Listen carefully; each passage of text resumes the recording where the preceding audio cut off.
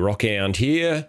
Automaton have released the 6th episode of their Making Mavericks series, this time covering the design of levels within the Isle of Doorn.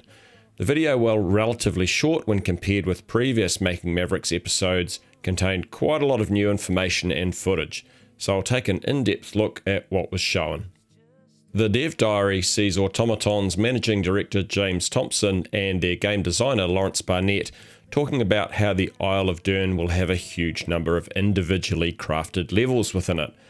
I see this as being one of the things that could set Mavericks apart from the likes of PUBG, where villages and built-up areas are pretty simply laid out and can appear to be somewhat randomly placed within the countryside. Initially, Mavericks the Forge will have a restricted playable area of 64 square kilometres, which will be expanded towards the full 144 square kilometres as more levels are added across the island. A rail yard level is the focus of this Making Mavericks episode and is used to show us how a level's design develops through 3 main stages. The first stage is a capital blockout, which is a very plain grey box design that allows rudimentary elements of gameplay to be tested. The second stage is a speed model which looks pretty close to a finished level, but just lacks little details. And the final stage is the Forge speed model. Presumably when we get to the final release of Mavericks Proving Grounds, the Forge speed model will be tweaked a little with any necessary final improvements and embellishments. Okay, let's take a look at the new details that were shown. The first image we see shows a rail yard with a large goods or engine shed. Here we can see a high level of detail with bricks and other junk scattered around the yard. We can also see a steep and high mountain range in the background that has some snow on it. Now the level of detail shown in the rail yard is pretty impressive, and if this is going to be typical of all levels across the map, then I think we are in for a visual treat. Here we see the capital blockout level again, and it gives us a good look at the UI, which has been polished a bit since the last time we saw it. The images of the UI we see here may be a work in progress, and some versions we see in this video have things like the minimap missing, so we're probably seeing several different versions here. There's also plenty of time for the devs to make further changes to the UI, so expect that to happen. However, I suggest you take a look at this in full screen mode on your monitor to get a good feel of what it currently looks like. I really like most of the UI, especially the weapon display, which is a dial that will rotate as you switch between weapon slots, with a small number showing which slot each weapon is located in. Now we'll see that again with more than one weapon in it later in this video. The indicators for the number of rounds in the weapon, firing mode, and total rounds available are all shown clearly and simply, as is the health status.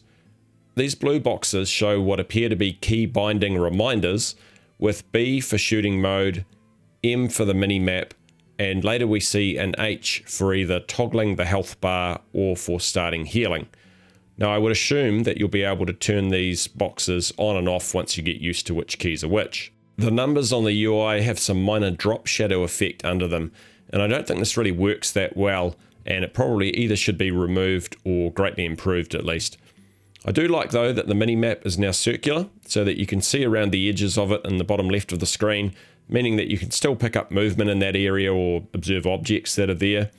And the number of players remaining and the number of kills are shown by these indicators here, which are in a pretty unobstructive location. Now I'm not really a big fan of the current compass display. I'd like to see this main number either drop down so that it sits below the actual compass readings along the top, or just have it block out the other numbers completely, because it currently looks quite confusing with the other numbers in the background. I'm also not a fan of the faint pattern shown where the compass is. From what we've seen in the Mavericks environment so far, I think the sky is going to look awesome in the game, and I'd prefer to see that without any pattern over it. A light grey background on the compass would probably be better in my opinion. Next we see a speed model of the rail yard, and here we can see footprints on the platform, which are going to be part of the game's tracking system, which will allow you to follow other players or to conversely bait other players into following you. Now the footprints look pretty good, although I wouldn't want them to stand out any more than they currently do. I reckon it should require a little bit of close observation to be able to follow a trail. Here we have a low-level speed model of the train yard, giving you a good indication that some parts of the Mavericks map are going to look quite simple early on in the Forge, so we shouldn't expect everything to be super polished during this early access phase of the game. Note here that these two large train sheds have rooftop access via ladders. When the Forge first releases, there probably won't be ladder mechanics available, so access to these locations will probably come down the track. Likewise, there won't be vaulting in the game right away, so you're unlikely to see players climbing on the railway carriages unless they can directly jump on them from areas like this pedestrian bridge. Here we see a couple of transitions from speed models of areas in the train yard to the Forge quality speed models, which shows you just how much extra detail is going to be added between these two stages of design. We also see our first look at the FPP character running with a shotgun here, keeping the weapon quite low so it doesn't obstruct your view. This is another good reason to have the inspect weapon animations included though, so you do have an opportunity to gain a close look at your weapon skins. Next we see a player reloading their USP handgun. Now previously I actually forgot to analyze the USP reload animations that had been shown as part of the animations AMA held by automaton animator Rob Moody.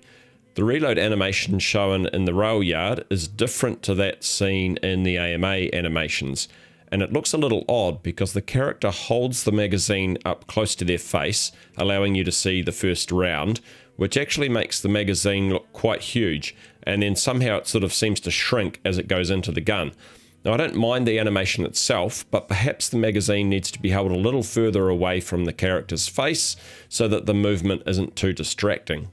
Here we see a character moving through some blockout versions of rail carriages, and we can see the carriages represented on the mini-map here. In this shot we see quite a lot of new information.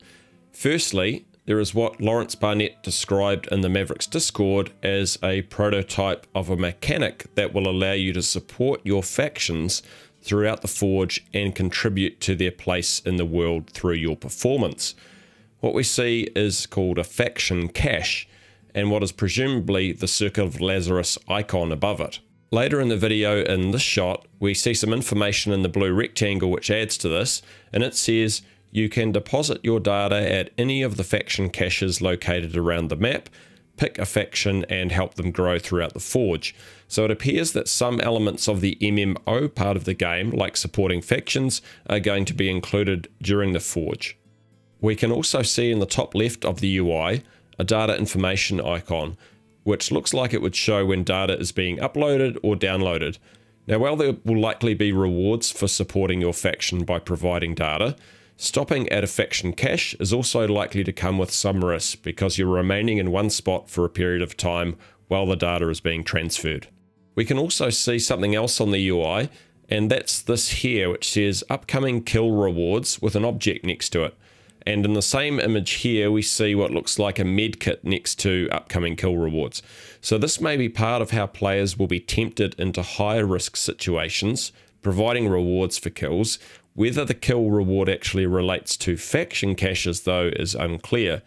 Now the image in the top left here is indecipherable, so we're just going to have to wait to find out what that's about down the track. In this shot we see our first close-up view of another character running alongside us, which although super short is also super smooth and looks really good. We then see our character aiming down sights and shooting the Ithaca 37 shotgun at an opponent. They missed their first shot, but hit the next two. Now something we need to take into account here is that in these developer diary videos, we're only ever going to get a maximum of 24 frames per second.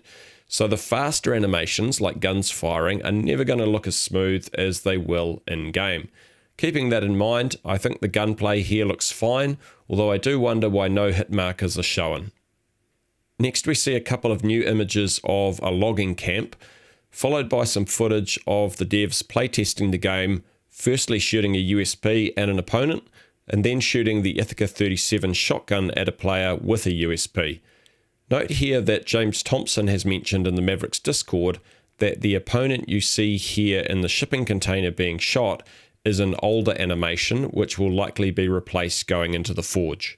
The player with the shotgun hits his opponent a couple of times, as shown by the white hit markers, and then the kill shot is indicated not only by a significant blood splatter, but also with a red hit marker, which is similar to how battlefield hit markers work.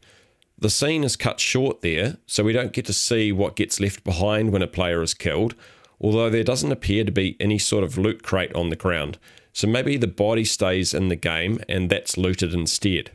The Making Mavericks episode then finishes with James saying that the next video will cover the wilderness landscape of the Isle of Down, which is one of the aspects of the game that I'm most looking forward to.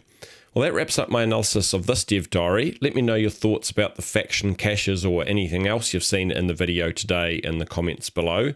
If you found this video helpful, please consider leaving a like or a dislike if you didn't. It all helps. And if you'd like to see more from this channel, please consider subscribing and switching on notifications. Thanks for watching and enjoy the rest of your day.